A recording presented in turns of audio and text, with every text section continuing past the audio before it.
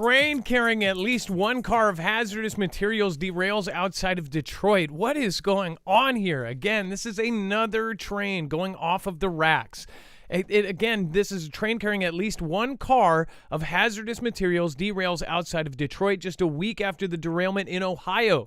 A train carrying at least one car of hazardous materials derailed on Thursday outside of Detroit, renewing concerns about the transportation of toxic chemicals. No injuries were reported when the train derailed in Van Buren Township on Thursday, and officials told Fox News that the area is currently a hazmat situation.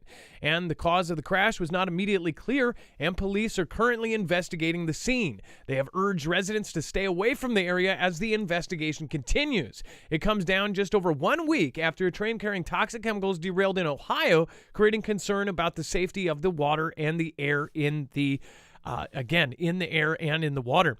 So this is like getting absolutely absurd as well. There are planes near missing. Another plane actually went basically out of the thin air and dropped down to 800 feet right by Hawaii. There's all sorts of just absolutely weird events going on, and it's almost like somebody's messing with the satellites or something, because why are these things happening? Otherwise, people are speculating that these are somehow done by attack. So we'll talk about that and much, much more on tonight's show. Plus, I saw some interesting things. Of course, right before the show, I actually saw that Paul had some news about a possible 9th planet being found. So there's probably a lot of stuff that we need to talk about tonight. So make sure to go over and go to marfooglenews.com while we do this.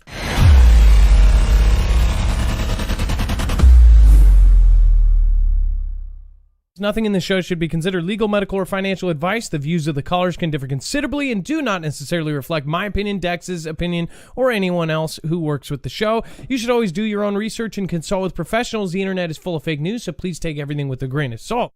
If you have not already, it helps us out if you end up going through any of our affiliates, and it helps you out if you end up protecting yourself against cybercrime.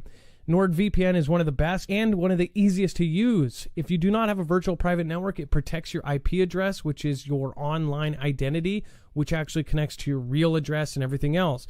It also connects to you. If you know anything about how they are data logging and basically getting your profiles down, you can prevent that by having a VPN. Nord is, again, one of the easiest.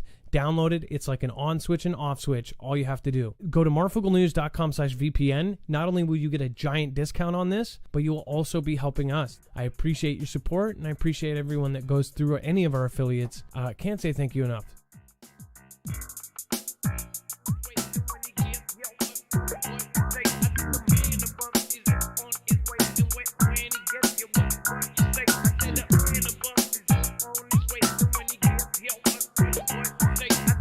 All right, what is going on, guys? It is Adam, a.k.a. Marf, and this is Marfoogle News. It's a little dark here. Let me see if I can fix that. And yeah, some of you are right. The light, something happened with the electricity here, and the electricity was pulsing, and my LED light actually is not as bright as it used to be. It like pulsed, got super bright. It was like something out of like the movie Powder or something. It was just like, it was like we had some sort of surge. There have been weird events like for the last 3 weeks as far as, we don't know if it's solar or if it's the earth or if it's the air around us or whatever is going on. It's just like, it's unexplainable. That's to say the least. All of these weird train derailments, everything else.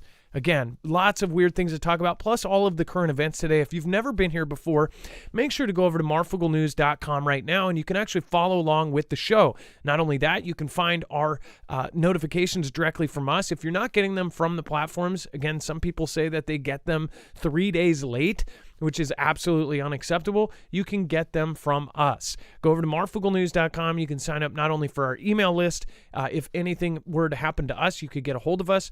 Again, there And then, of course, you can also sign up for those notifications.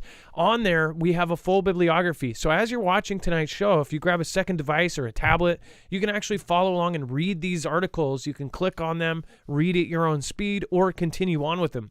If I only hit the headline, and if we're running out of time and we can't cover something, you can always find the articles there.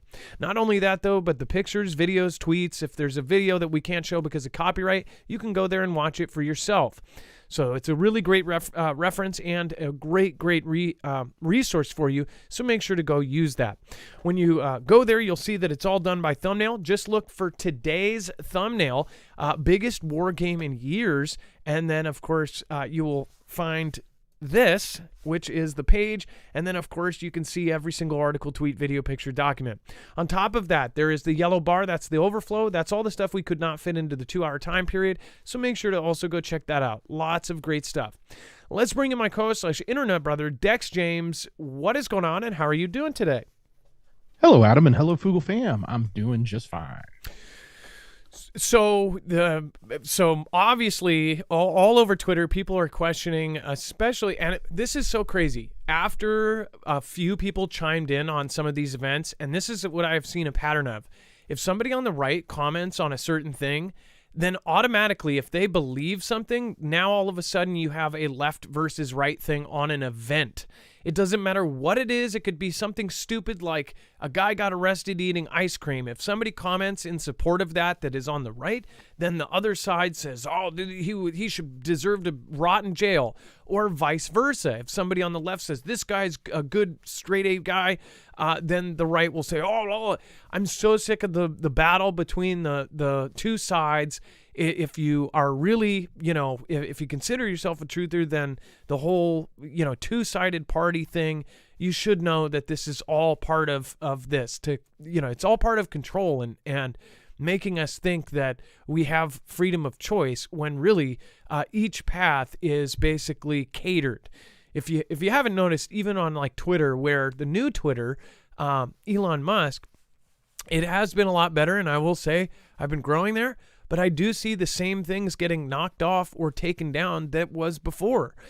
It doesn't matter what you are saying. If you say the wrong thing, they'll come down on you. And when you control information, you control the world. So with all of this, what happened is several people chimed in and said, this is really starting to look like it's like a purposeful thing, with all of the trains coming off the tracks, with all the planes nearly missing. In my life, I've been covering this for 5 years, like every single day. I have never seen so many close calls with planes. That's just odd to me. We have a system that has worked for decades and decades and decades, as far as even the most advanced systems that they have now today. At least for the last 10 years, they've had seriously advanced systems as far as the FAA and control and air traffic controllers. And these things just keep happening. So what is happening here? Are they having things, messing with their electronics that's telling them? So in the example of the plane, did the guy think he's at 40,000 when he's at 800 feet? Did these trains think that there was no other train on the track? Did they think, did they not get notified of a train crossing that was red, or what? I mean, what is going on? Either way, let me know what you think. Comment down below. I'd love to hear from you guys. Last show, you guys were commenting some of the funniest stuff. So thank you so much for making my day yesterday. Dex, as far as the train events, and of course, we've got a couple things on the balloons, but everybody is talking about the trains, Ohio, and then of course now all of these weird plane events. The transportation industry is certainly having its fair share of, or more than its fair share of trouble right now. And I think a lot of people like to look at the head of that department to ask what they're doing to improve it. I personally, I don't think that the train derailments are all that, with the exception of Ohio. That's a big deal because of what happened. Even in this one that we just talked about, as of now, they said there's not currently a hazmat situation, and they have corrected that one car. But that may change. We'll have to see. They did bring in the environmental groups, or the Department of Environment of Great Lakes and Energy is there to assess the situation. But the reason I say on the derailments, the statistics that go back from 1990 to 2021. So there was 54,539 accidents in which a train derailed. So that's 1,700 on average per year. So that's like 4 derailments a day. I guess the train business, they're pretty busy at uprighting these trains, and this apparently happens quite often. It's just we don't notice it unless it's something very significant or serious, in the sense of massive amount of cars crash, or in this case in Ohio, you have this hazmat issue where this horrible stuff is on the train, and it leaks into the environment. That's what's the scary part. I think there's obviously there's things that can happen with these, and there may be as simple as a single car coming off the rails and they have to stop and fix it. That may count too, and that's nowhere near as bad as the entire thing coming apart and stuff blowing up like it did. The other thing I'll mention is they did say that they saw this in advance. Like a lot of people were reporting they saw the Ohio one with and they even have video of it with it on fire, or the axles on fire, miles before. And I don't know what the distance is, but I want to say it's somewhere between 20 and 40 miles. There is a sensor on the tracks that actually monitors the temperature of the axles as they go over them. And they do that so they can be warned if an axle is too hot, meaning it's have a friction problem and it's going to catch on fire. And they would stop and then figure out what the problem is and fix it. In this case, I don't believe it had hit that sensor yet. It was about to hit that sensor, and it would have warned that there was a problem. But that obviously didn't happen. Either the prior sensor didn't work, or it just happened in between sensors, and that explains why everybody saw this train sort of looking like it was on fire for miles before it actually. The axle looking like, I should say, so not the entire train. So they could before it happened. So they could put more sensors in, but most people are asking. We're sending $45 billion elsewhere when we could fix something and prevent something like this. If this was preventable, then that's a big deal as well. As far as if you look at the statistics too, a lot of these derailments are minor. As far as the 1,700 a year, a lot of these are where it just kind of goes off, or and a majority of them end up happening in these transfer areas, and then they don't have full-on cars wreckage everywhere. The ones with chemicals, you would think that there would be extra oversight on the trips that are doing this, and then there's probably a lot. Most civilians probably don't look at this and pay attention to all the trains going around. But by train is how we get absolutely everything across the country. There's huge. I mean, it's a whole network of. It's kind of like up in the sky. There's a highway in the sky with millions of people flying around at all times, but we don't really even notice it, right? Well, with trains, it's the same thing. This is how we get almost anything that's bigger than what a truck can carry. We get it through there. And then dangerous chemicals, it's a whole lot safer to do them by rail, so they are not involved in any car accidents, things like this. So when this happens, it can be very, very bad. So what Dex is also saying is that they may be covering this because obviously, say if an event happens that everybody is infatuated with, say a bang bang event in a Walmart or something like that, then if the news starts covering all of those, they go, hey, everybody's into this, they'll start covering every single event where it happens. Same kind of thing with the balloons, but I think that was, powered by the people at the very top. They wanted us to be looking that way. As far as like this Ohio event, this was a much bigger deal, and they covered it up for a week, and now it's kind of unavoidable. So instead of not giving you the information, they're giving you too much information and misdirecting. Go ahead, Dex. I was gonna say, I like to call it the shark attack event. There's numerous shark attacks that happen all the time, but once you get one in the news, you'll hear about every single one of them, no matter where they are. They just eat it up right away. And some believe it's like, if you never see a single type of car on the road, but once you buy one, all of a sudden it's like your brain turns on like, oh, there's a Honda. Oh, there's a Honda. There's a Honda. You can see all of the same model of car because it's the car you drive, right? It's weird how we tune out thing, and that's how I kind of put it. It's like selective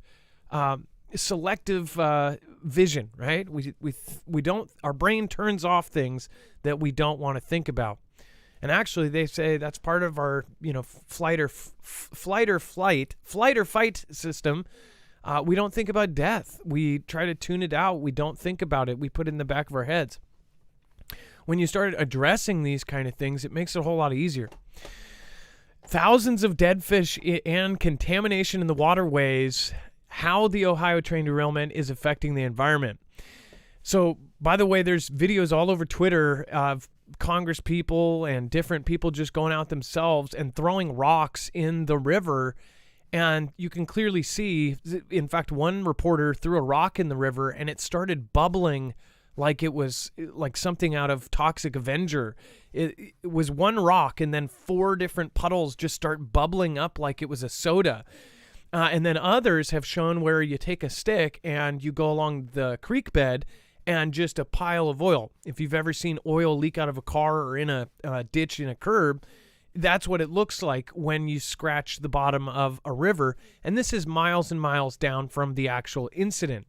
So it's very obvious that this stuff has then seeped into the land and then is in the water. NPC Show made a really great tweet, basically said, because you can see, by common sense, if you're scratching the bottom and that's when it comes up, that means it's denser than water. So when they're doing water samples at the very top of the water, that it might not show what is at the bottom of the water and that is seeking through it, and you might get a lower result than what is actually in it. I don't know if that is accurate. I would also think that the water would go past it and you'd probably get the good water and the bad water stays. But that's something to think about as far as how they've said the water is safe. Most people don't believe it. And either way, most people are not going to believe mainstream media in general. It's dying and it's basically trying to reach everybody they can in the most desperate ways possible. So who knows what is happening there, but they definitely have a lot of things going on. Fish hitting the surface. During the incident, 38 train cars derailed, including several cars that were carrying hazardous materials that each pose a set of their own health risks. On the day of the derailment, there is evidence that one of the train cars was releasing vinyl chloride, a known carcinogen that has been linked to a rare and exceptionally deadly form of liver cancer. 3 days later, on February 6, crews conducted a controlled release of toxic chemicals from the train cars that were in danger of exploding. It didn't take long for a massive dark plume to develop above the site. And reminds me of White Noise. The featherly plume is now a black billowing cloud. And for the people near the area to smell the toll of the incident on their environment. In a now viral TikTok, one person shows numerous dead fish within an eerily foggy creek that he says is 2 miles from the derailment. So now they're covering it, but the EPA and all of these different things in the very beginning, people were accusing them of not telling the truth on this. Locals still don't feel safe. As we talked about over the last couple of days, the lawyers for the people in that town have basically told them expect Norfolk and the companies, BlackRock that probably owns Norfolk, expect them to do nothing for you. But watch, we end up getting later down the road an entire town with liver cancer. I bet you there would be some sort of Aaron Brockovich moment there at some point. But this also is making people think that, in the rural areas, that we should expect more of these kind of events and that, end up destroying areas like this. And then that land will be gobbled up by some rich billionaire for super cheap and prevent other people from using it. What do you think? Let me know in the comments down below. And then Dex, do you want to talk about the Tijuana sewage pours through San Diego border canyons after a recent pipe break? Here's another way to devalue your property. Let your neighboring town in another country let their raw sewage just pour into your land. Yeah, this is kind of a creep. We talked about this coming across in the water.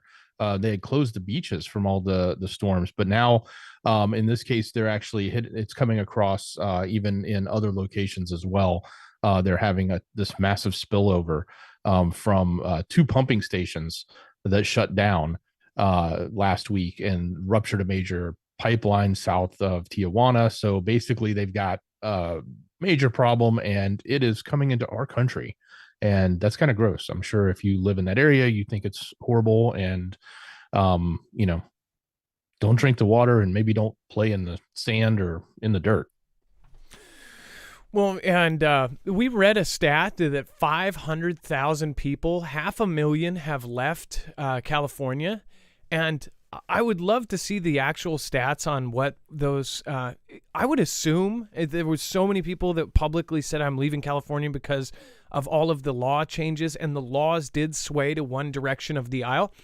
I just wonder if, and by the way, many of you have probably seen the original Red Dawn, not the remake. Both are questionably propaganda, both at separate times. If you look back at how Hollywood does propaganda like that to put fear into people about certain situations. But if you watch the original Red Dawn, I watched it quite recently because, I've watched the newer one and I watched the old one a long time ago. But it's kind of crazy. There's Gene Morgan, I believe his name is. He was also he was the bad guy in The Walking Dead. But he was the lieutenant colonel that crashes in the plane and finds the Wolverines and hangs out with them for a little bit. But he talks about this the scenario that happened in the movie, and it's kind of eerily similar, considering this was in 1984, almost 40 years ago, and it has eerie similarities to what is going on today. Only in that movie, China was on our side, and Russia, Spain, and all of these different countries were not. But in that movie, they specifically mentioned, he said that everyone, before they invaded, they found out, they invaded like the sporting shops, and they got the information of every single person who owned a Bang Bang, right? And it made me think of California when that attorney general accidentally leaked all of the Bang Bang owners in California, how many weapons they had, what kind they had, where they had them, everything. All of that information was leaked out of California. And California would be a major, if we ever hypothetically did get invaded, California would be probably a pretty big place to do it. But through also the cultural changes, which people also question, is this being pushed from some, paid agenda? 500,000 of probably the gun-toting citizens there left the state. And I just thought about that. It's like, not only do they have the information of where all the people own weapons, but all of these folks ended up leaving because of these seriously progressive and questionable changes to the laws. Wouldn't that make it a little easier to come on in? By the way, and if you don't think that China would ever think of doing that, look at the actual information coming out of China where they're practicing on ports that are identical to the California ports. They're practicing, port busting bombs in ports that are identical, and they've even made it up to look like ports like the ones in California. So yes, a lot of people just don't want to think of ever, anybody coming in the United States, and they think it will never happen. But that doesn't mean they'll never try. But I when in the San Diego thing, it's just like there's one thing after another with California, and it's just going to crap. What do you guys think? Let me know in the comments down below. I know it's a little bit of a side theory, but again, what do you guys think? Hobby Club's missing balloon feared shot down by USAF. So the Air Force apparently shot down this smaller object. It says a small globe-trotting balloon declared missing in action by an Illinois-based hobbyist club on February 15th has emerged a candidate to explain one of the three mystery objects shot down by the four heat-seeking missiles. Mind you, these heat-seeking missiles are a lot of money. Dex, didn't we cover how much each one of these missiles is? It's like, I mean, it's hundreds of thousands of dollars, I think. And one of some hobby club with some balloon, like you mentioned, you can buy one for what, $12 or something, or some cheap amount. Something like this would then end up having $300,000 in taxpayers' money paid for to knock it down during this circus.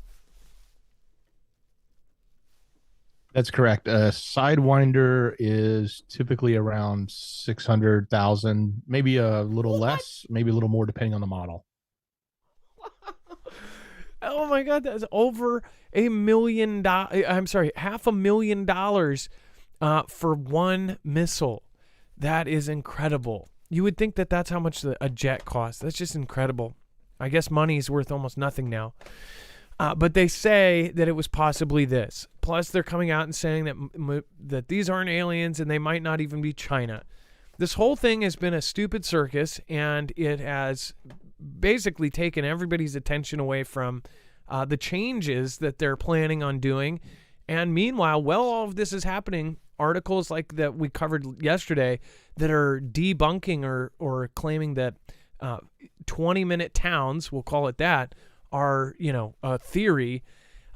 Meanwhile, all of these different things globally that the international orders are voting on are going to change our life. So regardless if these are aliens or whatever else that's going on, but it's a huge distraction and it's kept our attention. Go ahead, Dex. I just want to make sure it's clear. The club itself is not actually claiming that they're not pointing the finger yet. But they're saying, hey, ours was up. It was at 38,000 feet. It was it had last reported outside of Alaska. It was on a track to go over Yukon. And all of those date and times were the right date and times to line up with this. So it's pretty suspect that that's what it was. I don't know how many other balloon clubs are out there and how many other balloons are just flying around the world over and over again. But that's why everyone's sort of saying this looks like it could be the one, but the Air Force is not confirming it, and the club is not actually pointing the finger at them. They're just saying these are our facts. Well,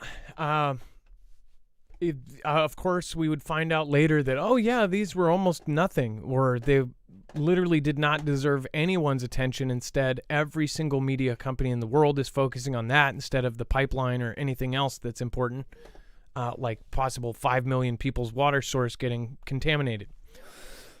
Thank you, Kathleen Sims, for being the first one out the gate. Thank you for your support. Thank you for the super chat. Again, it says, you are on my prayer list. Check out Healing Frequencies. You are loved.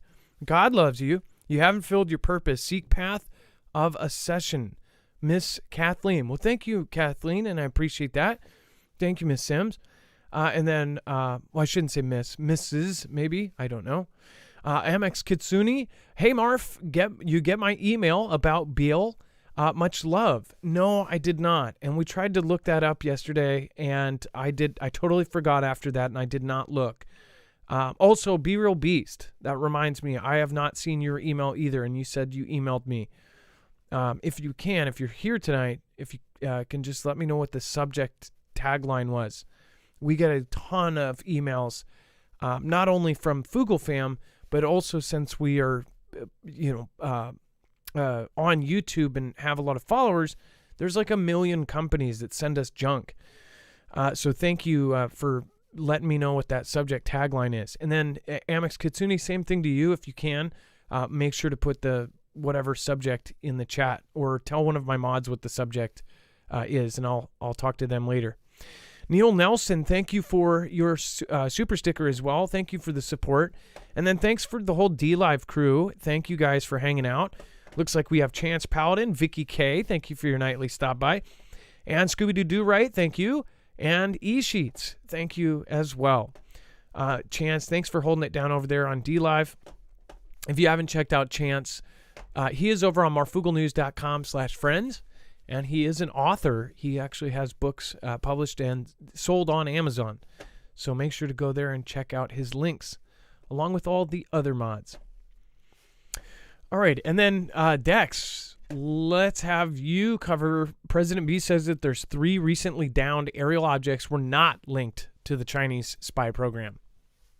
So I think they just want to give us like a nugget a day. They're trying to drag this thing on as long as they could. They probably could have just said, hey, we flew by these things. They're just weather balloons, and left them alone and moved on. But now we have to shoot them down. We have to turn it into all this. We have to create all this mystery, let everybody think it's aliens, have officials say, well, we can't tell you if it's aliens, but we're just going to trickle out little bits and pieces. So the latest update today is, well, they're not part of the Chinese spy program, at least the 3, not the first one. The first one was, but the other 3 are not. So that's the update coming from our administration. And like I said, it just seems like they just want to give us a little each day, and maybe they're just trying to keep this in the news and keep it going. I don't know.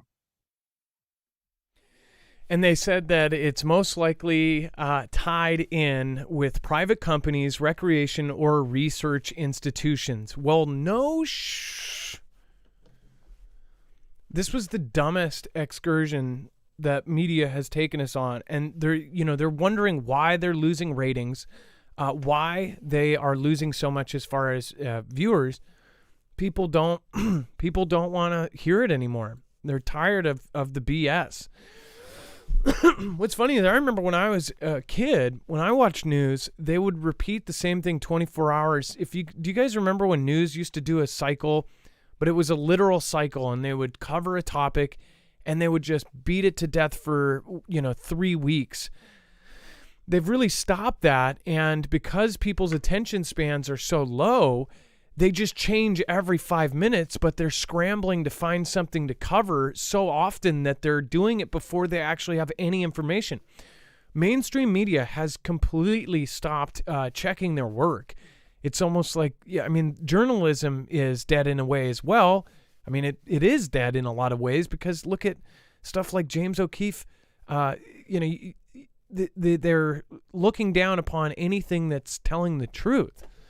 It's insane. You can't even function in this society as a journalist now. If you say the wrong thing, you're canceled. That's why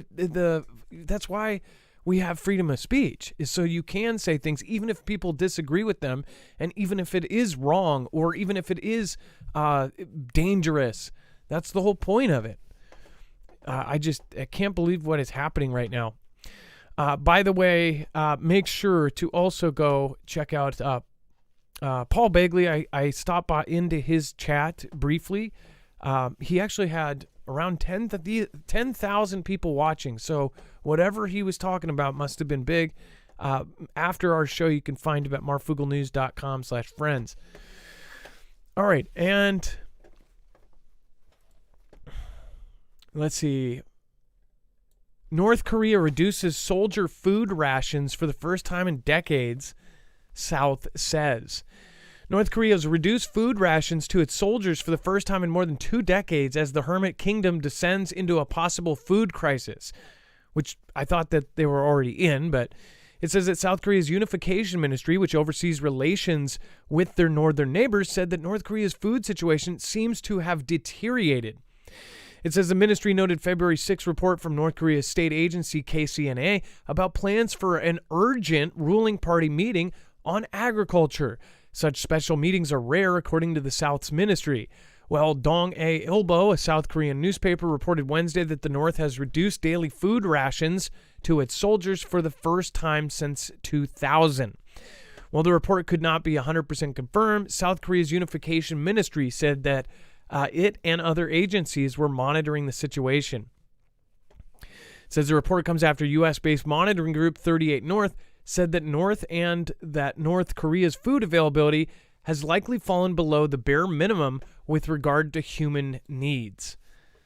So I swear they said this years ago, and that basically people are starving there. We don't know what to believe about the North because no information really comes out, and we're to trust some sort of agency monitoring group. But I guess what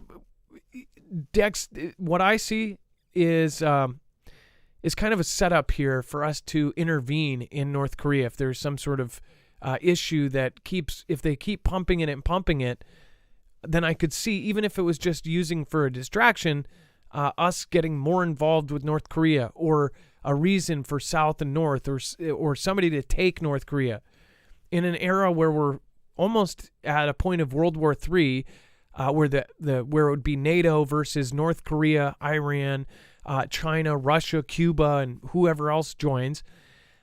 It's like every last place that has a flashpoint is setting up for some sort of some sort of reason why we need to go in and do something. What do you think about that, Dex?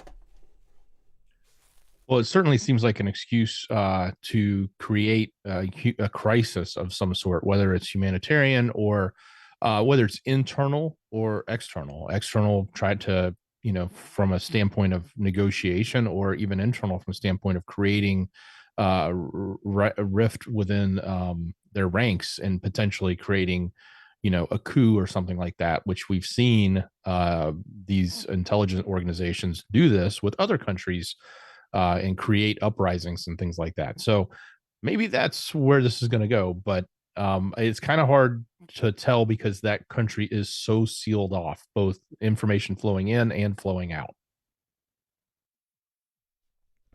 And it says the North is under crushing international sanctions for its nuclear weapons and ballistic missile program, which has essentially been able to do whatever the heck they want with.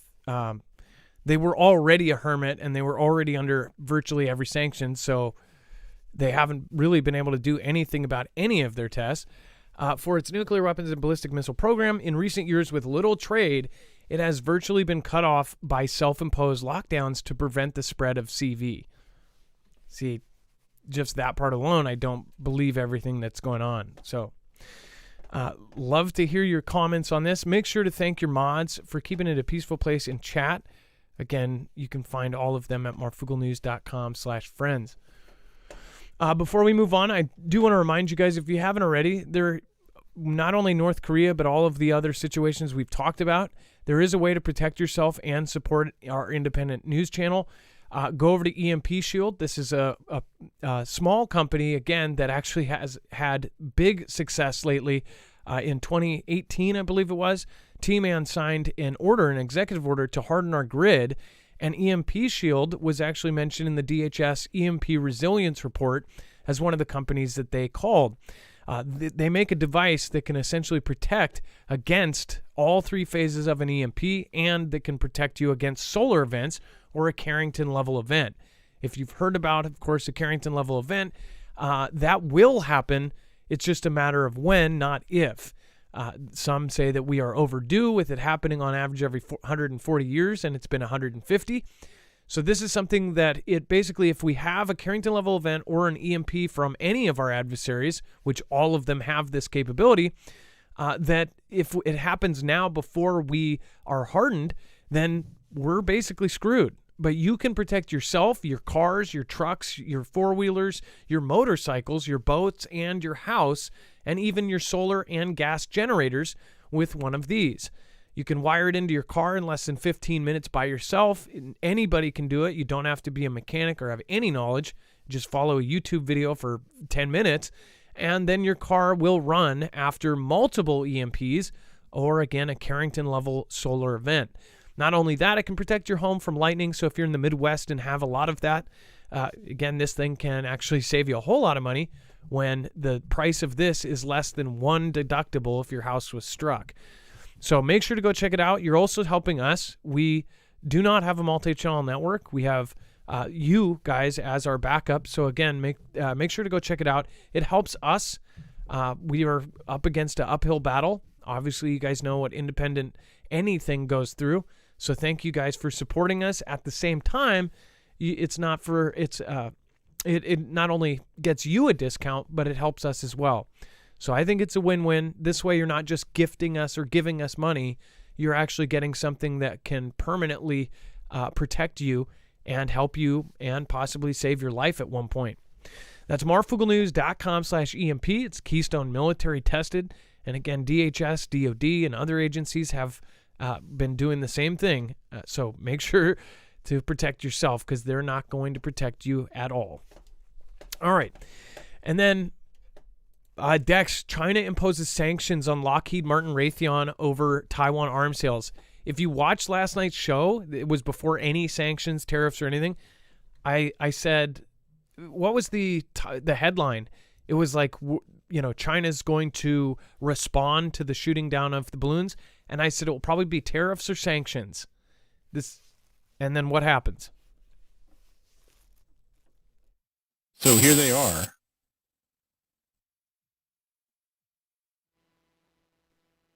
There you go, Dex. You're switched. So here they are. They're sanctioning the company of Lockheed Martin and Raytheon, specifically saying it's over their arms sales to Taiwan.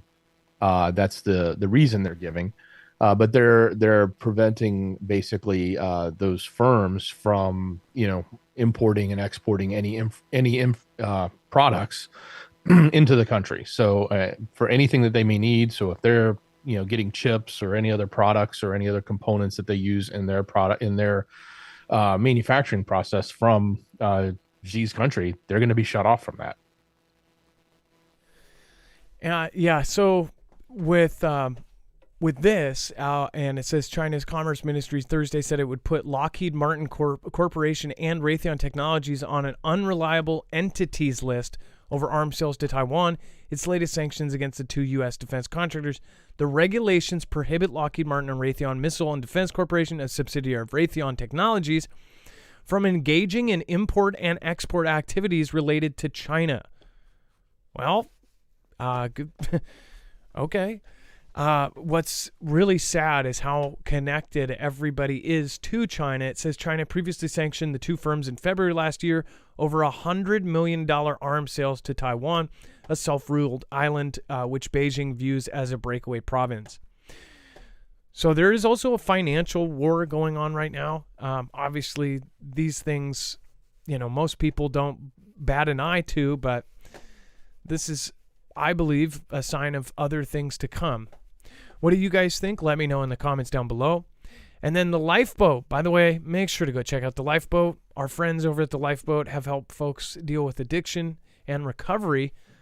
Tommy and the Lifeboat, and of course the co-host Wages, our good friend at Wages World, they have helped a lot of people over there. So make sure to go check it. He says, one pill can kill. Let's go, Brandon.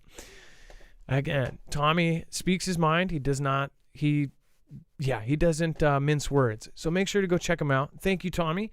You didn't have to do that. I appreciate that.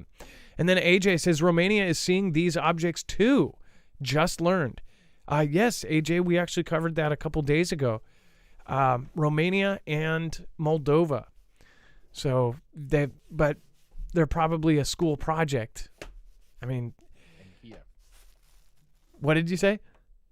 I said in Kiev, they saw them as well. Oh, but yeah. That one makes sense because they're in a conflict zone and it's coming from their adversary. Yes, and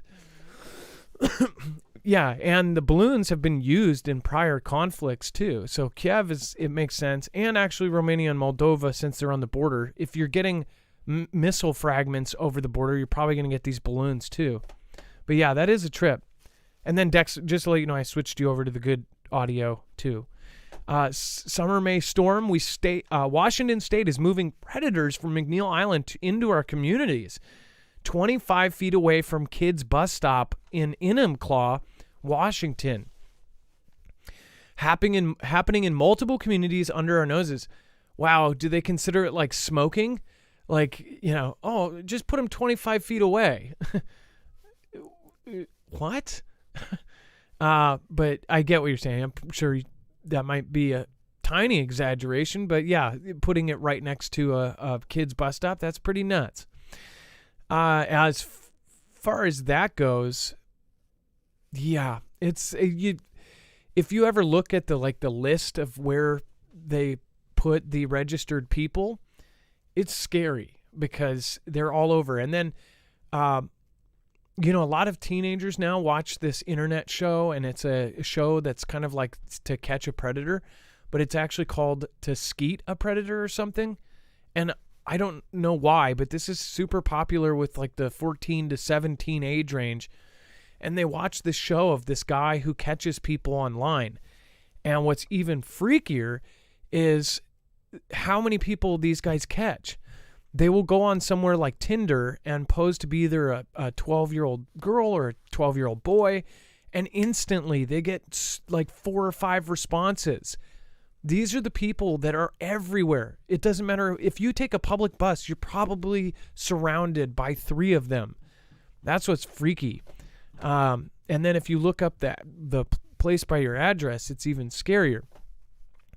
It says, I labeled the email with my name, Amex Katsuni, and I don't know if I've said your name right in the first place, but okay, thank you. It's screenshots of the info I have. You can find the info on the Yuba Sutter News Group on Facebook or Fakebook.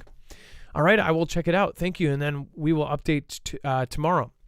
For Love of Country, the craziness just keeps coming. Well, thank you for Love of Country 1. I appreciate the support, and thank you for supporting Independent. Valentina McKinley, love you, Dex, and all the Fooglers. Thank you, Valentina. Appreciate the support. And then Ryan B., thank you, Marf, Dex, and Mods. Appreciate you. Thank you, Ryan B. Neil Nelson, appreciate that. Thank you so much. And Steve McQueen, thank you for subscribing. And looks like Steve Ray, thank you for subscribing. And Bob, thank you for subscribing as well. Let's see here. And then Kimbria, thank you for supporting with Kim D over on D Live. And then Taiwan finds crashed weather balloon on remote island, likely Chinese. As they're telling us that most of these are probably not, then they're telling us that Taiwan is finding them. So I guess which is it? Taiwan's military said on Thursday that it had found remains of a probable crashed weather balloon, likely from China, on a remote and strategically located island near the Chinese coast, amid a dispute between China and the United States over spy balloons. Taiwan is claimed by China as its own territory, is complained of increased harassment by Beijing's armed forces over the past 3 years, including fighter jets flying near the island and drones buzzing offshore islets.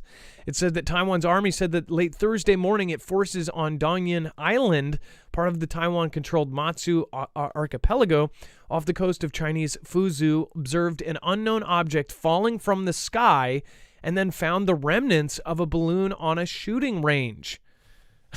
So, first of all, they found this balloon at a shooting range. So, was somebody at the shooting range and then saw it and said, aha, bang, bang, and took the thing down? Like, it says the sphere was about 1 meter in diameter with an instrument box marked with simplified Chinese characters, which is used in China but not Taiwan, explaining how they know it's Chinese, and the wording Taiwan Radio Number 1 Factory Company Limited, GTS 13 Digital Datospheric Sounding Instrument. That sounds like somebody like roughly translated something smart sounding. And meteorological instrument, the Army said.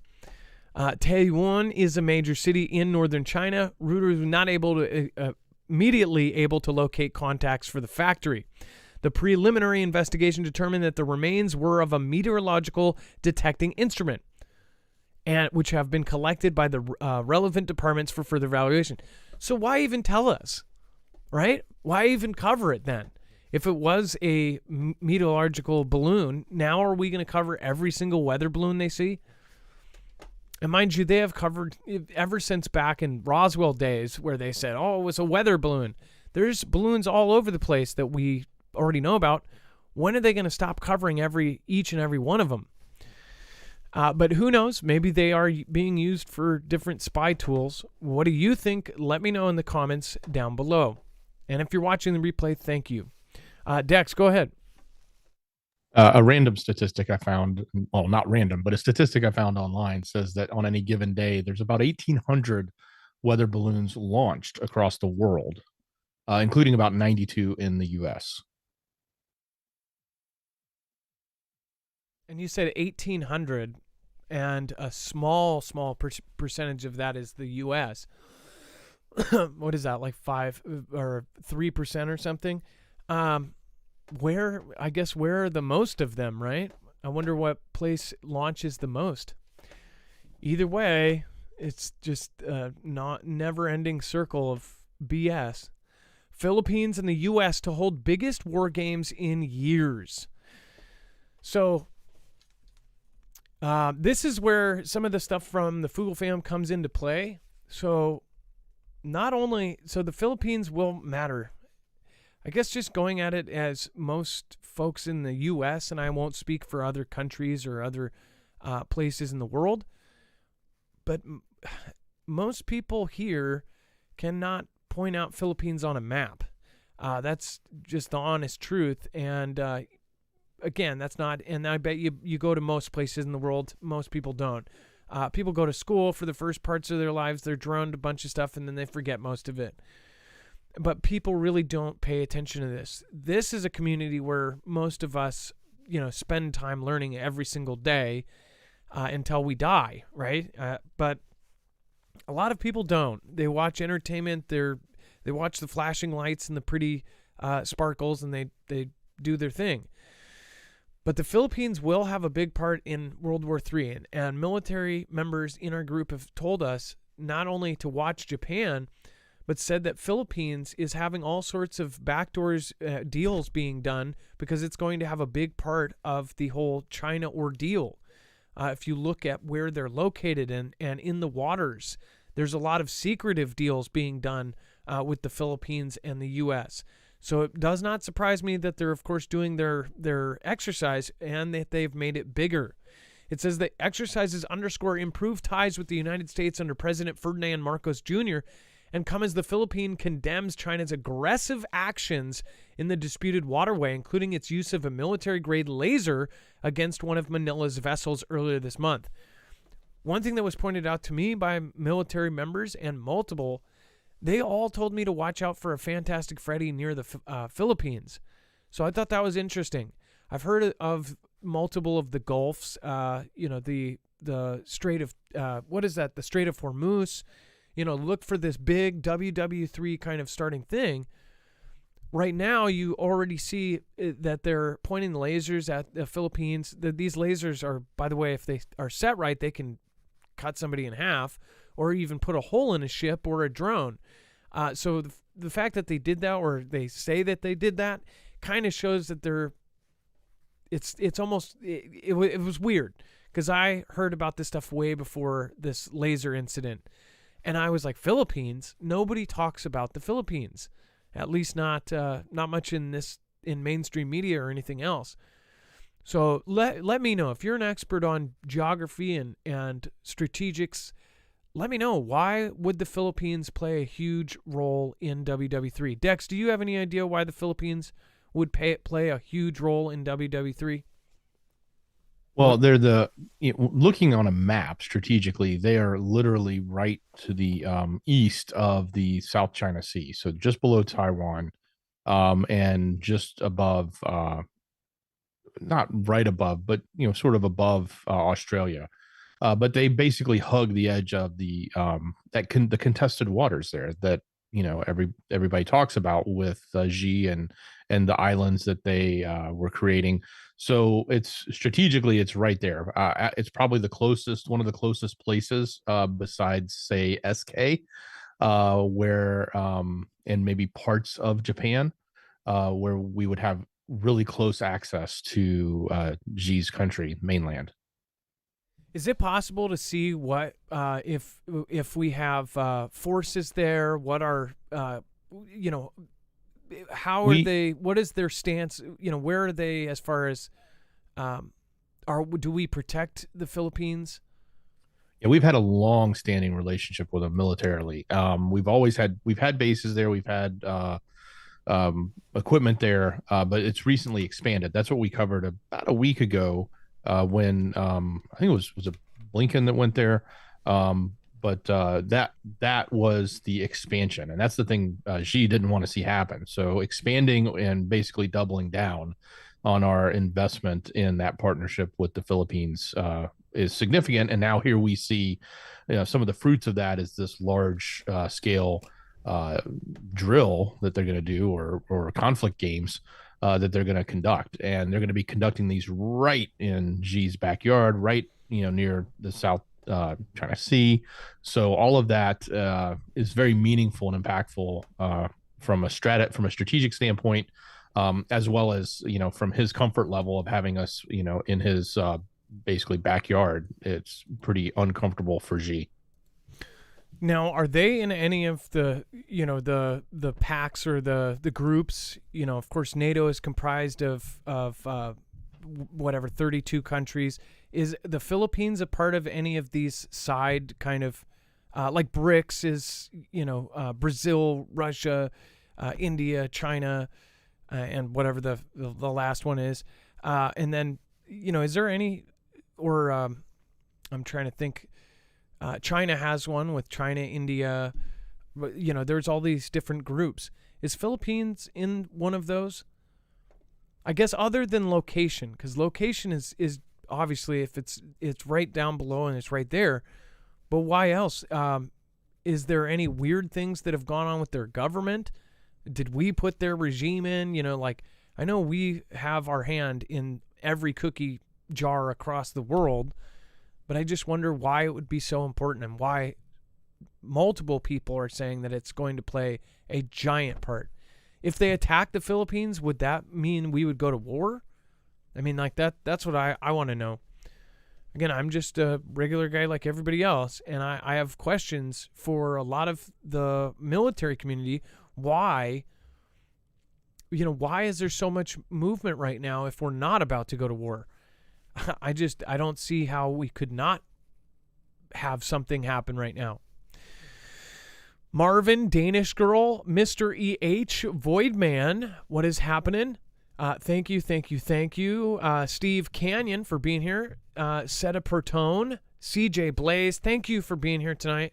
If you guys haven't checked out CJ Blaze's channel, make sure to go do so. Eternally Thankful says, remember this is a spiritual battle, good versus evil. Love you all. Yes, it is. Which, by the way, I might start another channel where I talk about some of the stuff in Hollywood, man. I've seen so much crazy stuff, and I don't think it matches with the rest of the content here, but there's just one thing after another.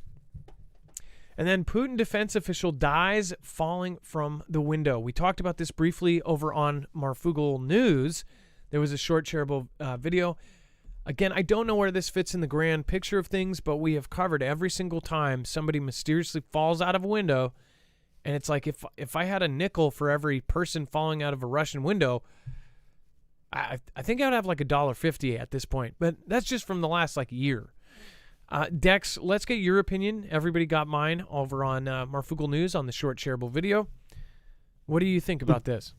So she was a key figure in funding and in the funding of the conflict in UKR as far as Vlad's side. So, and I haven't necessarily seen any reports that there was any, negativity or consternation between her and Vlad. So it makes me wonder if this was one of the effects of that group we had recently reported that said they were operating, these special ops groups from UKR were operating within the borders of Vlad's country, specifically doing things like this, whether it be taking people out or causing other types of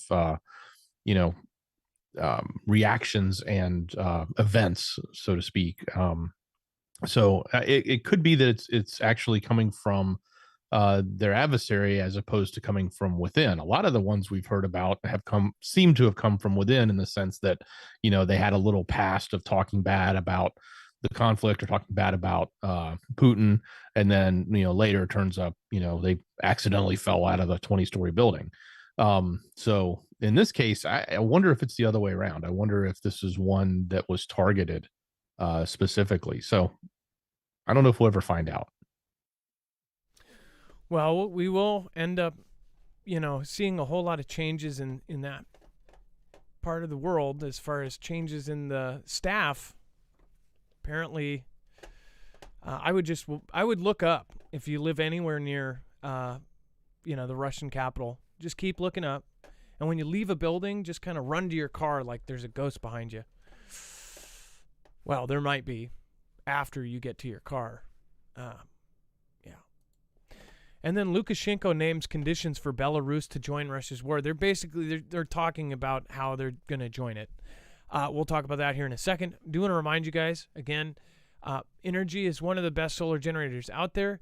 I mean this. I have 2 of the X2s, and I have the Flex 1500. Both systems are absolutely amazing. The X2, again, it can be dual linked. So really, if you want the best system, I would say get the Flex 1500 if you want to extend it a lot. That's extendable up to 96 batteries. But the the X2, this thing is my new favorite.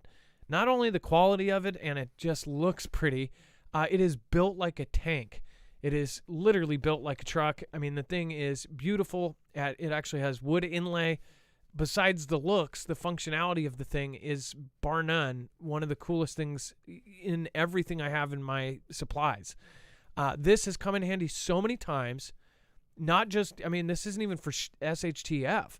Like, this has been an amazing thing. We've lost power 5 or 6 times just in the last 6 months. This thing has charged all of our stuff. It has run our fridge. It saved us hundreds of dollars of losing all of our stuff. We've been having the weirdest weather, and this has the capability to where you can plug your fridge in and use it as an uninterrupted power supply. So when the power goes out, it can continue through and then get power from this. And I keep pointing because it's right here. Not only that, the smart way that they have done it, so you can turn on and off the different sections. It gets its power from either your wall. It has a 1,000-watt charger. So being 1,350 watts, you can charge it in about an hour and 15 minutes. That's incredible. Otherwise, that works like a power bank. You can hook up solar panels to it and get power from the sun. You don't have to pay $5 a gallon gas, and it's silent. Not only that, you can use it indoors. So there's a lot of pros to having solar, but one of the biggest ones is that you don't have to continually pay for gas or store gas. Most people can't store fuel in their apartment, so this is a really good way to do it. But there are pros to gas as well. If you already have a gas-powered generator, I'd highly look at why people are going with solar as well, besides the stealth mode thing of it. So if you do want to get one of the best systems out there, it's an investment. They're not cheap, but they are built to last. These things will last decades if you take care of it. And even if you ran it over with a truck, I bet this thing would still work. I don't know if they've tested that yet, but I think they should. That's how well built these are. I would not want to be hit with one. Go over to marfooglenews.com/energy, and of course you will save 10% and up to $170 off on certain packages, and you will help support our channel.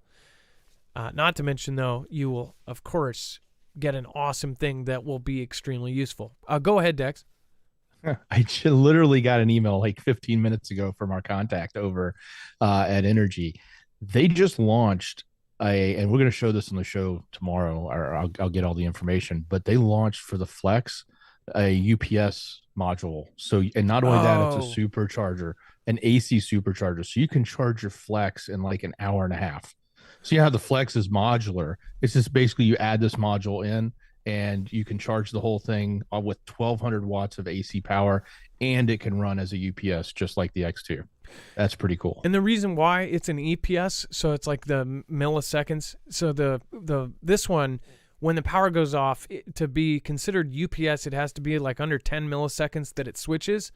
The Flex is a little bit slower at like 30 milliseconds or something like that. So for it to be able to switch right over, that's incredible. So that that was its only weakness. Yeah, and it also, when you're using the Flex as a UPS, which is not meant to be the way it's designed, you're actually depleting the battery while it's charging the battery. Well, with this new module or the X2, it actually uses the electricity and flips to the battery, so it makes the battery last longer. It's more efficient use of it. But yeah, this is cool. The whole idea of the Flex is that if they come out with new technology, they can add new modules to it.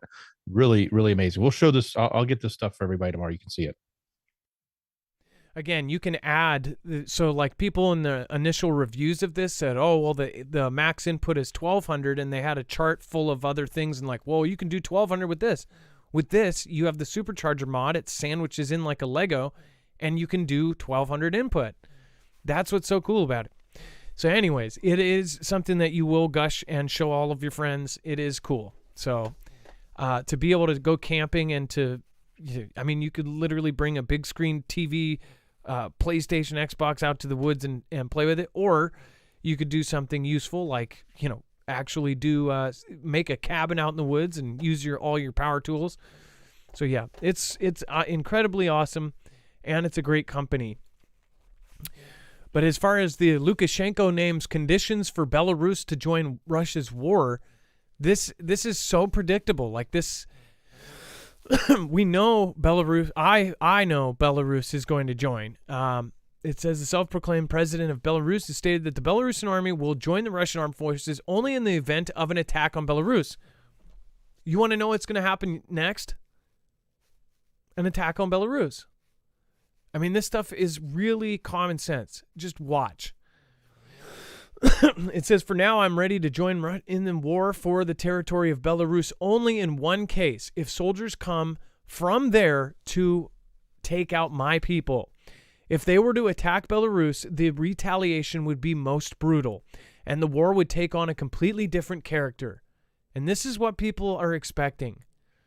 It has been going, and everything that has been kind of predicted and how it looked it was going to go, that's how it's going. In the beginning, when we said that they were conscripting and sending in all their old stuff first, it looks like that's the path it's going down. Now they're bringing in the elite soldiers. They are making huge advances. Meanwhile, mainstream media, because we did send so much money and equipment and basically depleted our supplies of certain things, they're trying to justify why they did this. Just to clarify, if you're new here, I don't support Russia or UKR or any war, to be honest.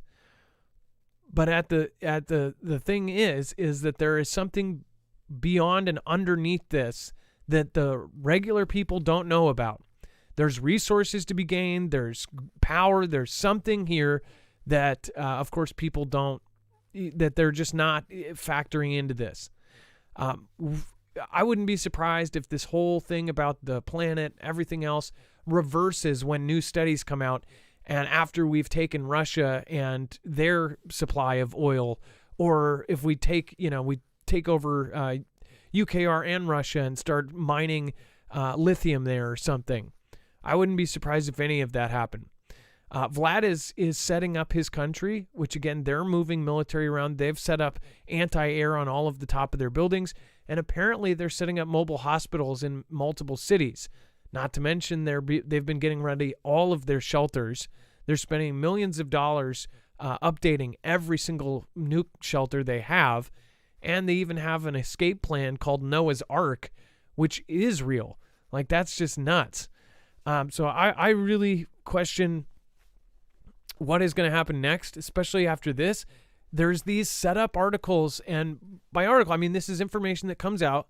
It goes into the back. It's on the back page for one day, and then later on, it happens. I can almost guarantee there's going to be some event that happens to Belarus. This is how the three-letter agencies of the world work. There's going to be this, and then there's going to be a reason for them to get involved. So that's my opinion. What's yours? Let me know in the comments down below. And then Bundeswehr believes UKR will use Leopard tanks, Marder IFVs at front in March. Dex, why do they assume this?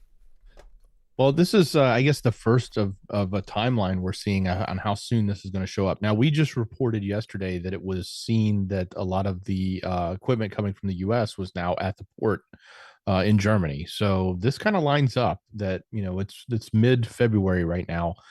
So give it another 2 weeks, and that equipment should have easily been, moved to the front lines of NATO, so to speak, and then moved into UKR. I guess the real question is, how does it get moved into UKR, and what way is it done? Because obviously, if you just go marching in, a line of equipment, it's going to become an easy target.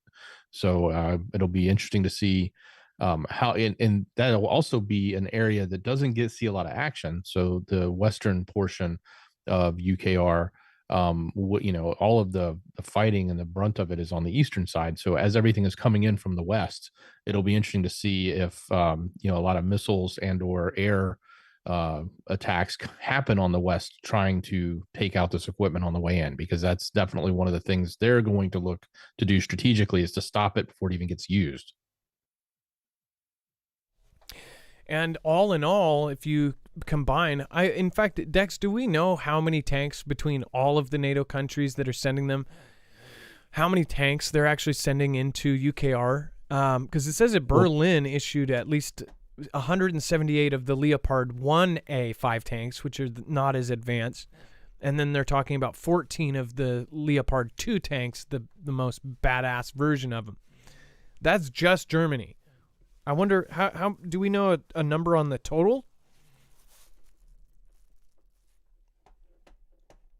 Well, I think that those are the German licensed, I guess, if you want to, that's not how they actually work, but the German tanks, and they're coming from not just Germany, but from other countries. So I think we were sending somewhere in the neighborhood of 109 Bradleys.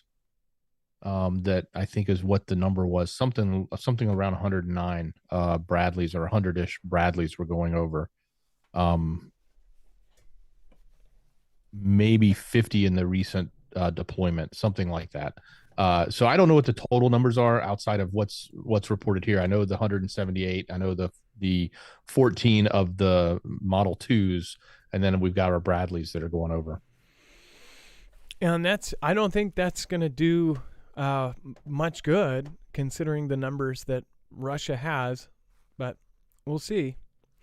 And then explosions heard in Armyansk in northern Crimea. This is another thing that was predicted, that, or at least was said, and they always put this information out pre-hand as like, oh, well, we believe this is going to happen. And then most people don't believe it because it's coming from mainstream media. But the thing is they telegraph their plans, and they get feedback on how people think. That's what I think, at least. And it says the explosion happened near, or they desensitized you to it before it happens, or I don't know how they do what they do, but, somebody just made a comment, actually kind of related. Somebody said that it was all pre-planned. The reason why they got rid of Orange Man is because he was going to get us out of NATO. Just reminded me of the original Red Dawn, where in the very intro it says that NATO dissolved and the United States is on its own. Made me think of that. But as far as like what is happening right now with NATO and with Russia and all of this, it seems like, my prediction is that they're going to do an offensive instead of a defensive, and that this is actually powered by NATO, and that they might even go into Russia.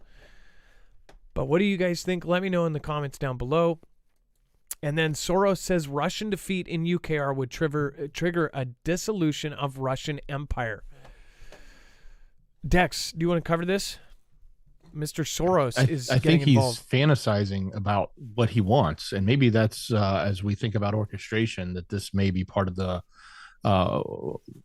outcomes they're looking for. Basically, the dissolution of Vlad's country and turning it into something different. So that's his statement. He's coming out saying, as soon as it's done, then they're not going to necessarily be able to exist as they have existed in the past. Obviously they were knocked down when they were the USSR, now being just, their own country, that it's getting, they're trying to knock them down further and further. So, this is the name it's coming from, George, right? You have to, it's not just take it with a grain of salt, but you have to take that whole notion about, like, look at all the regime changes that they've wanted, they've supported financially, and probably in other ways, for other countries.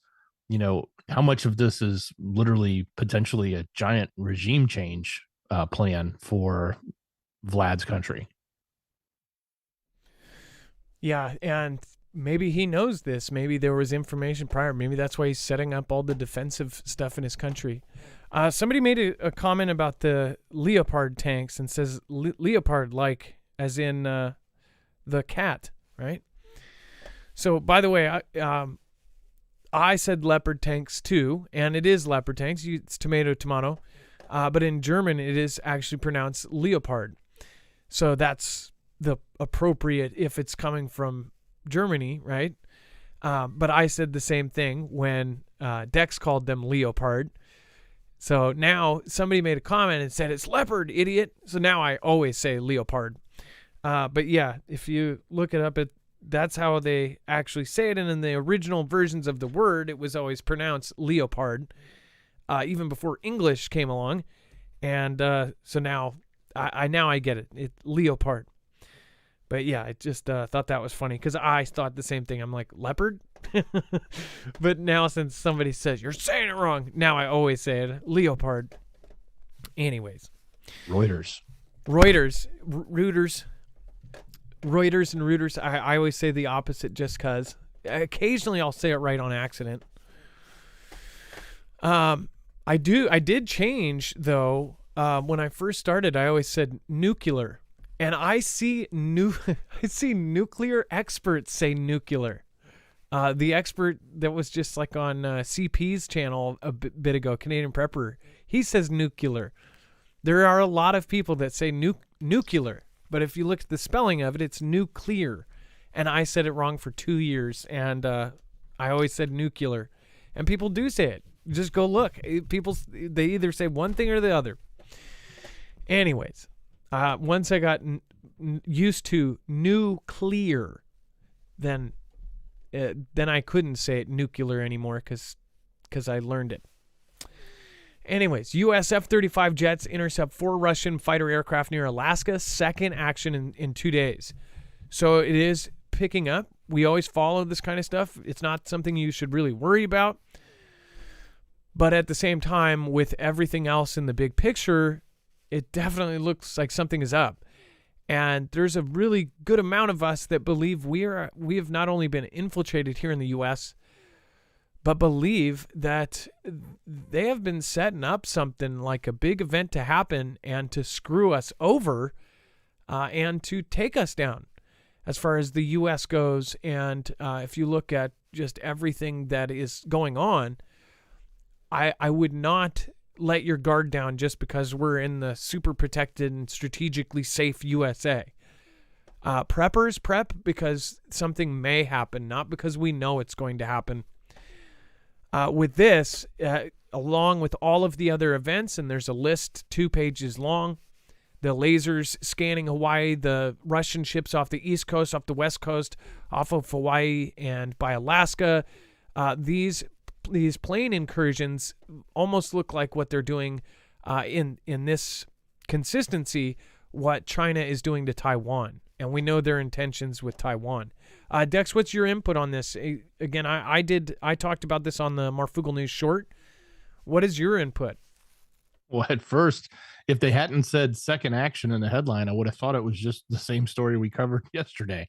But it's happening daily, at least for the last 2 days. Let's see how this progresses.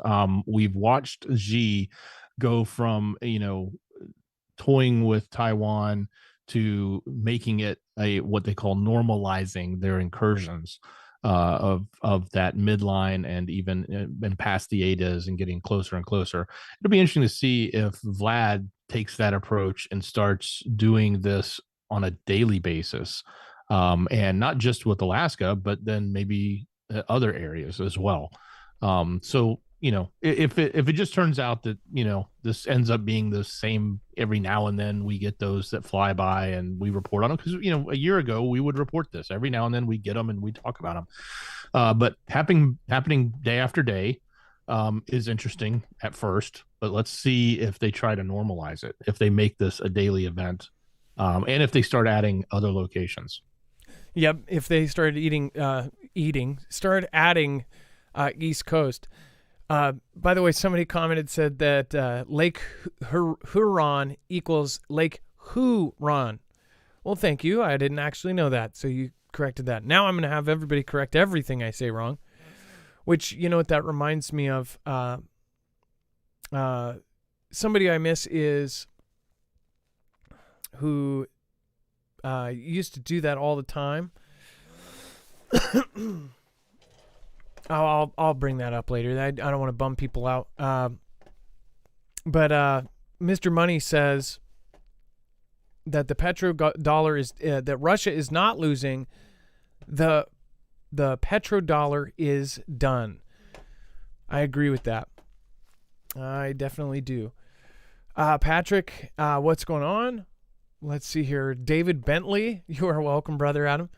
Yeah, no, and if there is something, I'm a regular person. If I say something wrong, and I don't pronounce names of other countries right at all every day, you will constantly hear a Russian city pronounced like a dead cat. But if I do say something that's common wrong, let me know. I'll fix it.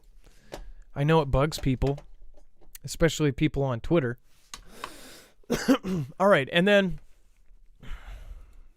last affiliate mention. Again, you know that this helps us. We are independent. Go to marfooglenews.com/prep. It's a really great and affordable way to get long-term survival food. This is freeze-dried food that is packed in Mylar bags and then has a 25-year shelf life. When you go and purchase this, not only will you get a huge, giant $200 discount, but you'll also be helping our independent channel. As easy to put it, the reasons why, don't really need to tell you why you should have extra food.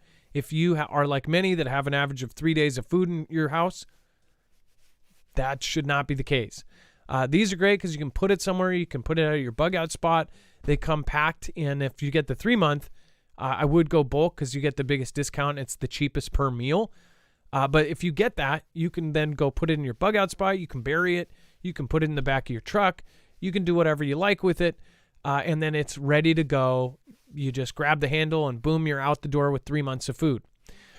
So that's 1 month for 3 people or a month and a half for 2 people. It depends on how much you really want to have for you and your family. Go to marfooglenews.com/prep. The other thing I recommend on there is the Alexa Pure Pro. I believe it is directly competing with some of the bigger names, and in fact better in a lot of ways. It's gravity-fed water filtration system that can do a whole lot in a little amount of time, and it is definitely a fraction of the cost. That is the Alexa Pure Pro, so check that out, marfooglenews.com/prep. Again, that's marfooglenews.com/prep, and then you can pause it there if you want to check out the Alexa Pure Pro. All right, and America's loss of face in Europe. Will Snowden's, Hersh's, Nordic bomb hurt President B's reputation in Europe? What is his reputation in Europe? Yeah, what is his reputation anyways? But both sides of the aisle, by the way, are just like, I think most people kind of, if they are still defending, they do it because they were just so hardcore about, their choice. Nobody wants to admit they made the wrong choice, and who knows? Was there a right choice at this point? We don't know. Everybody's a bad choice, and it doesn't matter who you chose anyway. So, but Dex, you put in here the stuff about Edward Snowden. I've been talking about Edward Snowden, and obviously Edward Snowden made some comments and said these aren't aliens, these aren't balloons. This is a distraction from what is going on with the Hirsch, the article about the pipeline. So interesting. It's very interesting. We've got, is it a distraction because of Ohio? Is it a distraction because of the pipeline? And other people are saying, is it a distraction over EpiPen and stuff that's coming out? So let's not forget what's going down with Project V and what they were exposing and how all that sort of left the headlines because everybody's balloon crazy. So yeah, this is just one opinion. It's from a popular opinion, Snowden, but it's basically his opinion that is the reason why, is it was to avoid this information of what was being pushed by Hirsch And by the way, it's not just some blogger. It's this guy. He's exposed numerous things over the years. He's 70 plus years old, I believe now. And he is a Pulitzer Prize winning journalist, an investigative journalist. So this is like right up his bag. It's exactly what he does. Doesn't mean that he's right. It doesn't mean that he's wrong either. So it's what he's reporting and what he's sticking behind. And it's, of course, what the officials from the U.S. government are saying is absolutely false. But then it creates more consternation between us and Vlad. And he wasn't like saying this is the hypothetical. He's saying this is what happened. And he also says he has some sources that let him know. And if you look at the process of how he said it happened, it makes a perfectly logical way of how it could have been done, where the guys could have been trained for it. You know, the whole kind of chain of what happened, right? Russia itself is saying, you guys need to look at this more. You know, why aren't people paying attention to it? As far as the Project V, one of the biggest, that's one of the biggest censored things out right now. Where the hell is James? Since his ousting, I don't think he can access Twitter. I don't think he has access to his own Twitter, not the PV one. I don't even think he has access to his Twitter. Otherwise, he'd be tweeting out on it. Is he talking to people outside of Twitter somewhere? I have not seen an email from. I've seen emails from PV, but I've not seen emails from James. Where is James? There should be a hashtag. Where's James? Like, why aren't people talking about that? Maybe there's something that I don't know about. I check in about every couple days. I comment on PV's thing saying I'm not donating again. I donated to Project, and I feel the same way. If he's not going to be a part of it, I donated to him, not to whatever people in the dark, in the shadows. They've already replaced him, or at least one of the videos has some random guy. They had to turn off all the sort of comments and stuff because people are, there's usually a ratio where there's people on one side and a people on the other. There's almost no ratio. It's 99.9% are saying, I don't want, you guys are done. Without James, you're not a company. I mean, it's hundreds of thousands of comments and tweets and everything else. But I still don't know. And then he said, I'm not somebody who is going to unalive myself, right? That's what he said it in different words, but he says, oh, by the way, I'm happy and I don't want to commit, He said that as walking down the hallway in a video, and that's like the only piece that we have. Dex, is there any update? Is there anything you can find that during the show to see where he is? Yeah, I haven't seen anything on him, to be honest. I looked earlier. I did see some correlation. Some people are reporting there's some ties between the legal team that was working with the board and their connections with others that sort of make you want to roll your eyes. Oh, yeah. Well, and I saw how they list themselves and all that, but I guess that you could say. But I mean, that one part that everybody's making a big deal about, I'm like, okay, so they have one thing that lines up with the other side of the aisle. That I don't think that necessarily means anything. But what I do think means something is the timing.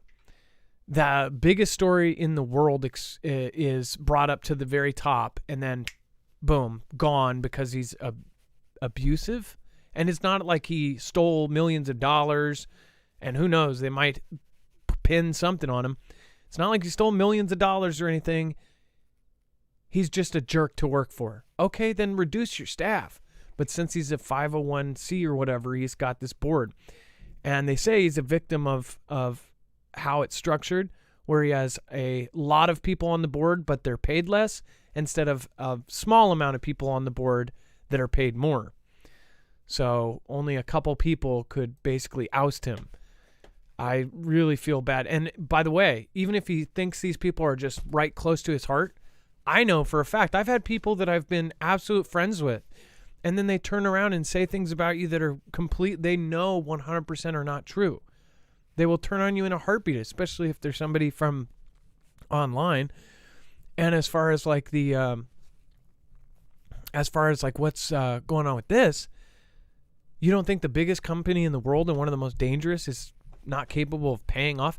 Say if 3 of the board members were offered, hey, here's $50 million each. You can live the rest of your life in paradise. You think they're not going to turn on somebody? And if 150 million, or it could be $1 billion, that would not hurt them at all. They pay more when they wipe their butts with lawsuits. Russia demands the U.S. prove it did not do the key Nord Stream. Yeah, so now it's saying that Vlad is demanding that the U.S. prove it did not do the pipeline. It says we qualify the incident as an act of international that requires a comprehensive and independent investigation. Last September, explosion ruptured and the pipelines and set the Baltic Sea boiling with leaking methane gas. It disrupted the supply of Russian gas to the continent and exacerbated a crippling energy crisis, given Moscow typically supplied 40% of Europe's natural gas. So most of Europe should be pretty pissed off about this, and I know we have folks in Europe watching right now. News of the blown-up pipeline sent European natural gas prices surging 11% to above 200 euros. That's insane. As worries about the risks of energy supplies to Europe grew. Following the explosion, U.S. and European officials were quick to blame Russia. Sweden concluded the damage to the pipelines was gross sabotage at the time. So, and then look at how they write this. But those accusations have come under pressure after a discredited journalist, Seymour Hersh, made unproven claims in a self-published article that the U.S. partnered with Norway in a top-secret op. So he's destroyed. He's going to be destroyed after putting out that article, if he wasn't already from previous ones that did things. That's how that. Why do you think? Don't you think it would be a powerful tool if you had your hand in the cookie jar of every social media network? Think about why anybody that goes against the narrative, why they have so many haters, why they have people out of the woodworks that are just dedicated to absolutely destroying them. Why do you think that is? You could take any name, any one of my peers, and they have people that literally will not stop. They won't move on to anybody else. They're just focused on destroying one single group of people. Nobody finds that strange in the truth world. I find it. Now being one of these people, I understand it. So I feel bad for Seymour. Dex, as far as the article and everything, we don't know if it's true, but I will say it. If it is, we're in a lot of. This is probably going to be a bad thing, just like as we said when it first happened. People said in the very beginning that they thought it was. Well, here's the other thing I think that's rather interesting. When this originally happened, everyone sort of knew who did it. Like everyone knew at least who didn't do it. Everybody sort of thought, yeah, it wasn't Vlad doing it to himself. So why is Vlad now coming out? Just because an article was written? Where was all of the rhetoric that would have been coming from them demanding answers before? It's like, okay, we're just going to wait till one blog post is created and now we're going to do this, or is this all part of a show? Yeah, is it a show is correct. And then the Baltic Allies Defense Secretary says, it says that the United States ready to defend the Baltic Allies.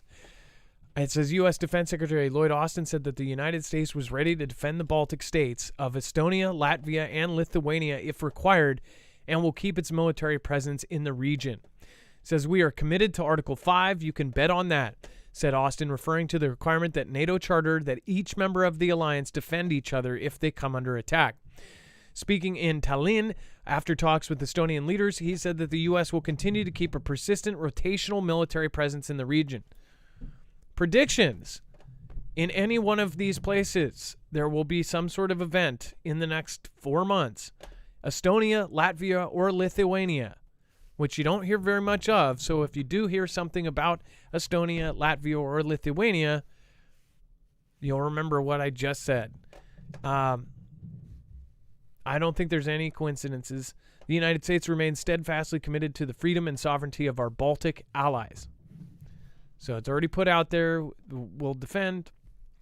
Of course, I mean they're part of NATO, but just watch. I mean, like, why say the obvious? And then, if it ever loads, let's see here. By the way, thank you guys. Thank you for popping in. Billy Bong Thornton. Nice to see you again. You've been here a while now. I remember the first time I read your name. Of course, I think it was like 4 years ago. Thank you, Billy Bong. I appreciate that. And thank you over on DLive, Mig Sanchez. Thank you for following. Let's see. And for Love of Country 1, thank you. All right, let's see. Fragments of the missile used in Russian attack of UKR found in Moldova for the 4th time. If you want my opinion on this, make sure to go over to Marfoogle News for the short shareable video. Dex, do you want to cover what your thoughts are on this? Well, this is certainly a clear way to bring in the Article 5. If you start to have an attack or remnants of that fall on a NATO country, I think that's really what this is. And the prior article is the same thing. It's setting it up. It's reminding everybody who else is in NATO, these small countries that most people probably haven't heard of or thought where they are geographically. And it's just reminding us, hey, this is all about to go down. So when you see this happen, it's easy for us to say, we're all in it together. So this happened in Moldova, or this happened in Latvia or wherever, or Estonia. So any of those locations are going to potentially be the starting point of the escalation. And just keep your eye out. Watch what happens in Europe. Watch what happens with the NATO allies. We'll see. That was my prediction. I don't claim to have a crystal ball, but it's pretty simple to see when there's patterns like this. Tony David saw a picture of James with Robert Kennedy Jr. and his wife, and they looked fine. I don't know the timing of that. I would love to know. I don't think he's like gone or anything, but I do think he's locked out of Twitter. Otherwise, why wouldn't he tweet? Maybe legally. I mean, he could even tweet and say, legally, I'm not going to say anything right now, but I'll get back to you guys. It's just weird he's not tweeting. Article 5 will bring us to WW3. This won't end good, says Skodal, number 4. Let's see here. M. Hoffman, UKR and Moldova are not part of NATO. No, Lithuania, Estonia, and Latvia are, though. Let's see here. M. Swords, how do they know it's Russia, though? What if it's like the Poland incident? What if it's like the Poland where, like if the fragments are from UKR defensive missiles? I don't know how they know. And again, this could all be BS setup, right? But we'll see. We'll follow it. And thank you, by the way, again, Lifeboat. Dorothy Tucker says, it's okay, Marf, you can still say "oh-so" and swim correctly. Yes. Instead of sequium, right? I've heard, and Washington, but I mean, Washington people say Washington, and washing machine, and wash the dishes. Whoops, I meant, what about laboratory, says Ilea. Oh, what laboratory? Americans pronounce laboratory. Well, the rest of the world pronounces it laboratory. Laboratory.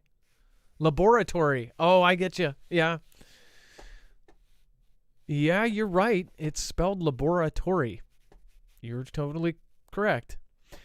And then much love, Fugel fam. Ilea, that's a perfect point. Stephen McMahon, remember Orange Man wanted to pull us out of NATO? They needed to keep us in as a vehicle to drag us into UKR. Well, yeah, but UKR is not part of NATO, though.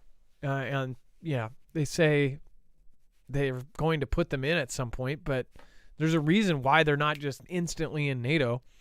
Renat Linovich Yat, Google it. I will.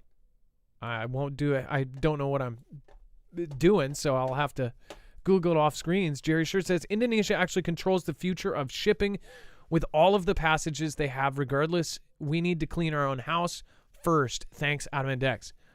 Jerry Shirts, Junior Shirts, thank you, 99. I appreciate that. And I'll have to look into that. And then, sorry, House Bill 1751 says Summer May Storm. Summer May Storm, thank you for the massive support. You didn't have to do that. Thank you for the $50 super chat. Hopefully that was on purpose. Again, thank you. And then Defiant 1969, a massive fire broke out at a plant nursery in Central Florida today. Did we get that on the web only, by the way? Dex, did you? If it's not there, it will be. I'll go look. Okay. I thought I tweeted about that, but then all my drafts got deleted today. It's been happening to everybody. I saw Morgan and Ariel say the same thing. All sorts of, maybe that's just because they're running on like no staff. I don't know. Praying for all of us, fam. Kimberly, thank you. And the owner of that house that houses the predators can make up to $35,000 on them on our tax dollars. He also does the polygraphs to get them off the island into housing in our communities. Help us save our children with HB 1813. Oh, and that's what you said. You meant House Bill 1751. Summer May Storm, I will help check it out. And again, if it's something that I support, I'll let people know. And then Lifeboat AJ and everybody else that stopped by tonight, thank you, thank you, thank you. And Ian DeBow, thank you as well. Appreciate you supporting our channel. Love you, Foogle fam. Thank you. Dex, let's quickly go over the web only. We've got a lot of it. And, there certainly is. Yeah, just nuts. So head over to marfooglenews.com, click on the thumbnail for the show, and you will find this webpage where you'll see all of the news we just covered. If you're on YouTube or Rumble, you can open up that description and click on the show notes link. It'll take you right here. You can see all the updates, such as additional balloon coverage, including what our president had to say regarding Xi. California is debating what to do with all the water from the recent storms. So basically, they got full again. They're trying to decide if they're going to hang on to it or not, or let some of it go. You've got all the coverage happening, and there's a lot going on right now with T-Man and Georgia and what is pending to come out. So if you want some of that political stuff, it's there. You can see what's happening, including other political coverage as well. That's all there. There was a power outage reported at JFK. We're going to watch that and see if it turns into anything bigger than just being in one terminal. It was just one location. It wasn't the whole airport, but it did cause some delays, some problems there. If you guys didn't see what happened with Prince Harry and Meghan Markle on South Park, that was kind of funny if you're into that thing. So that's there's updates there.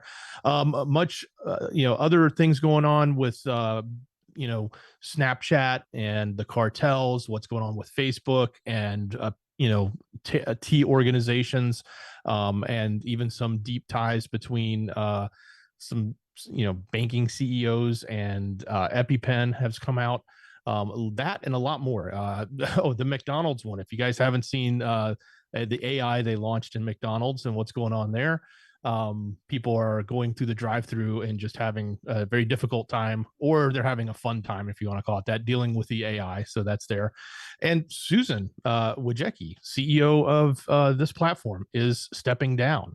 So that's in the news. And then the Suez, the leak that's happening up there, actually may keep the astronauts there for a whole another year because they're not sure. They're wanting to investigate it further, and they've delayed sending up the rescue mission that they're not calling a rescue mission. So that and a whole lot more. It's all there on the website, marfooglenews.com. Click on the thumbnail for the show or open up that description on YouTube and Rumble and click on the show notes link. It'll take you right here. Well, I hope the replacement isn't so gung-ho on, the ultra cultural agenda thing that has been going on the YouTube for a long time now. It would be nice to have like an opposite adpocalypse where everything is going well for once. I don't know. If you look up the complaints about it, it's like it doesn't matter what genre, if it's video games or, camera reviews, everybody is just not happy. All right. And thank you, everybody, for joining us. Thank your mods by going over to marfooglenews.com/friends. Ilea is a great channel to go check out. Also, the Friends also has Bones. His other platforms are over there as well.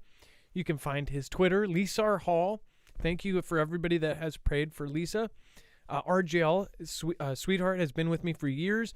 Almost everybody on that list has been with me for years. So thank them by going and subscribing. Wages World is an awesome guy. He really has been putting a lot of work into everything. He's burning the candle at both ends to keep people informed about solar events and helping people with recovery. So make sure to go check him out too. And then Ripcore Readiness, one of the smartest guys out there. All sorts of great people. Jam, a beautiful artist, photographer, all sorts of great things. Jammer One, and of course, CJ Blaze, Chance Paladin, and of course, the wonderful and amazing Jay Stone. Thank you guys. Love you. Be safe. Be prepared.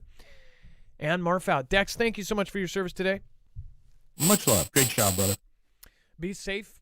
Be prepared. And Marf out. It's now time for the shoutro. It's not an outro. It's not a shout out. It's a shoutro.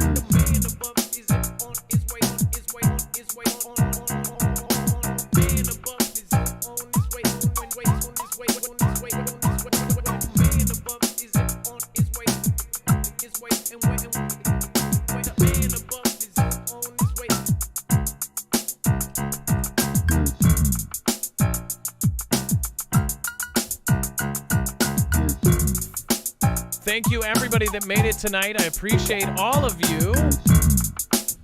Let's see who again. I think Summer May Storm is our top contributor tonight. Thank you. I will check out House Bill 1751. Thank you so much. Ilea, Stephen McMahon, Jerry Shirts 99. Let's go over to the chat. Thank you. Make sure to jump over to Marfoogle Jams if you want to keep talking with the Marfoogle fam. Ooh, that rhymed. Jump, jump, jump, jump, jump, jump, jump.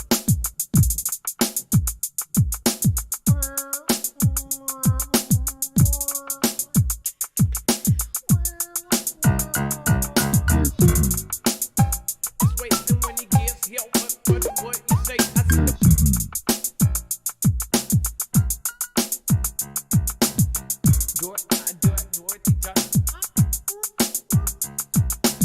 I said a poker logo, Elijah Chandler, a supernova X and a Mr. Band, band, a bar band, George Washington and the note to J Madison. Hey, I got a CJ Blaze and the Alien Pro Master and Mr. A, Bobby Sue Fry, Celtic Warrior and Mr. Guy.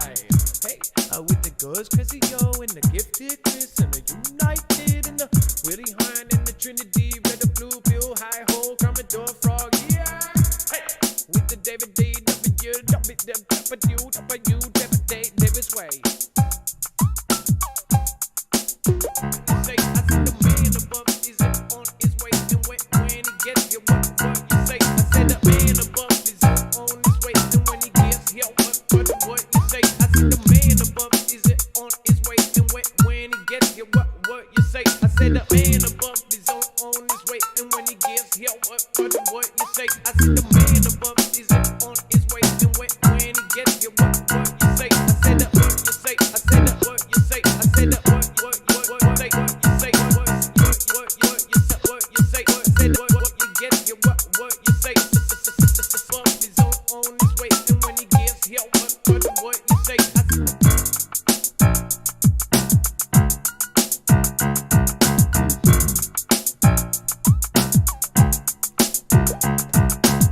I got the Stephen McMahon and Jerry Shirts.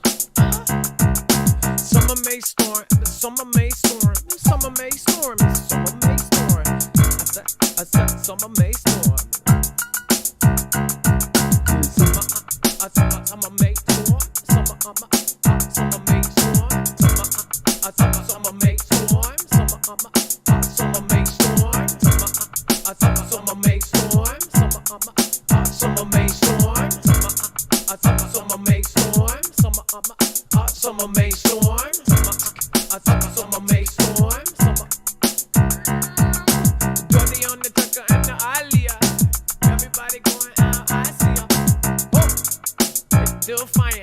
1969 in the Kimberly, I lifeboat in the AJ, Amex Katsuni in the 411 Valentine and Mark Kinley in the Brian one, wanna bury with the Neil Nelson. Hey, Mix Katsuni in the Kelly Seals, hey, Jen and the everybody getting near. I tryna love her understand, tryna overstand, bring it on the man. Nah, we the all weekend bar leaver, a beer beast in the Mr. Beaver, and a old soul in the Brandy Buffton, hard soul Rosenberg in the Mr. Ummit. I said the Ummit bag, just and true, man, humming. I'm gonna do it on a candy can's coming. Hey, I went to Amex, on the Amex crack, woman, Alec Gallagher, and hey, I tell me either A, poison on the starvation for the dead way. Look what art and the Danish girl, I got concerned, no, and the missing world. Joe Shields in the phone bustin', I know way everybody gonna get it, it's awesome. Urban and the Sasquatch and the Bobby Sue Fry and the Donut Honey, everybody see 'em on.